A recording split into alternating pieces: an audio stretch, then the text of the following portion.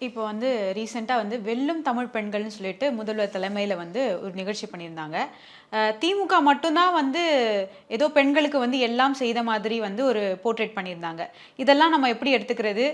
திமுக மட்டும் தான் வந்து பெண்களுக்காக எல்லாமே பண்ணியிருக்காங்களா? இல்ல, இல்ல, இல்ல. இது வந்து வேதனையில் பெண்கள் அப்படின்னு சொல்றது மிகச்சரியா இருக்கும். அதுக்கு சின்ன எக்ஸாம்பிள் ஒண்ணு சொல்றேன். இன்னைக்கு நடந்த ஒரு விஷயம். மயிலாப்பூர்ல அம் சாலை போக்குவரத்து விதிகளை கடைப்பிடிக்கிறதுக்கு நிப்பாங்க இல்லையா?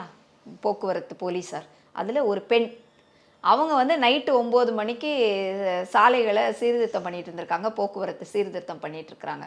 அந்த நேரத்துல குடிச்சிட்டு ஒரு ஆட்டோக்காரர் வந்து அவங்களையே தூக்கிட்டு கடத்திட்டு போறான்.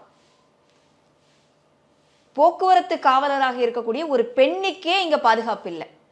அப்புறம் பயங்கரமா அவங்க கத்தி இருக்காங்க, இது பண்ணியிருக்காங்க. அதுக்கப்புறம் பொதுமக்கள் மீட்டு, காவலரை மீட்டு வெளியில விட்டுருக்காங்க. அப்ப எப்படிப்பட்ட ஒரு ஆட்சி இங்க நடந்துட்டு இருக்கு?